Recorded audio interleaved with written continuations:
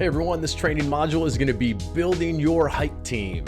Whether you're a new LC or maybe like some of us, you build a new hike team every year using some of your old hike team and maybe some new members. Here are some things that are going to help you assemble those volunteers and get them in the right roles. You're going to need a minimum of 4 to 5 members depending on how many tasks you have, and if you have 1 to 2 people per position, and maybe a max of 8 to 10. You don't really want to put these very big hike teams together with more members than you need.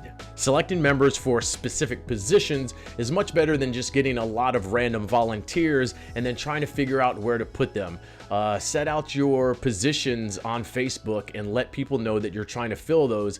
Then you might be able to find someone that has an experience in that field and can help you much better. So the first position we'll cover is social media. Your Facebook, Instagram, TikTok. Find someone who's a creative type that can maybe make some memes and make some funny videos, just things to engage your followers regular, as well as to put out information for events and meetups and things you have upcoming.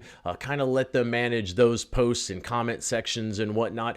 You as the LC can help with that, of course, but you want to have someone that's kind of specifically trying to make posts regularly and take that off your plate a little bit.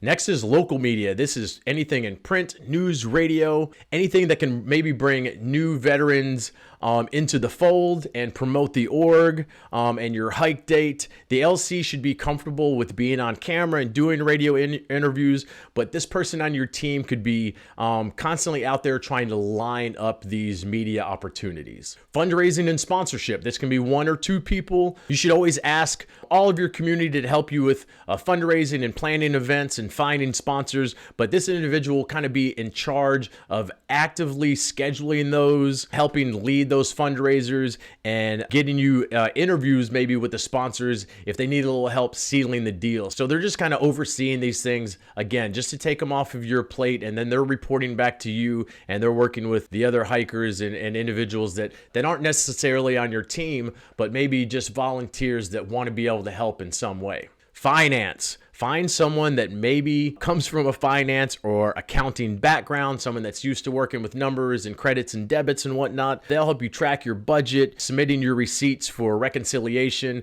tax forms that need to go to sponsors, making cash deposits, any other money-related tasks they can help you with. Have someone that's kind of there just for finance. The last thing we're going to touch on is your hike support coordinator. This is someone that needs to have a good leadership ability, just like you, the LC, because they're going to have their own checklist, their own things that they have to go over a month or so before the hike, and definitely the day of the hike. They're going to be behind the curtain, making sure that all of your stops are set up and broke down. They're typically a civilian. We've seen with veteran hike support coordinators and having even veterans on your hike support team, they're obviously missing out on the hike itself. And so usually we find civilians and get civilian volunteers that can come and help with this.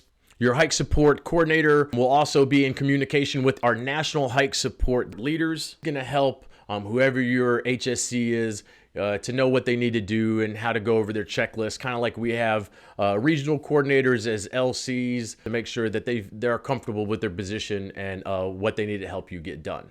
So with you, the coordinator, your social media, local media, fundraising and sponsorships, someone to help with finance, and your hike support coordinator, right there you have about 6 people. You can always bring on more for those positions, but you need to have kind of those core 5 or 6 positions broken down to other leaders in your community, other people that have maybe reached out to you and said, how can I help? You always want to vet them, kind of do an interview a little bit, feel them out, see if they just want to help because they're in support of our mission, which is great. But you also want to make sure that you don't bring someone on that then you try to appoint them into one of these roles and they just don't really have enough knowledge or background to really do what you need them to do. And so if you've seen anybody at a hike or at any of your other events that you feel would fit one of these positions, reach out to them. Ask them if they would want to come on. If they're hesitant at first or they think it's going to be a lot of time, always ensure them that you can work around their schedule, and just as long as they can help do the task that needs to be done, it won't take up a lot of their time, and it's going to help you, the LC, save a lot of time as well. All right, if you have any more questions about putting together your hike team, reach out to your regional coordinator or any member of the community development team.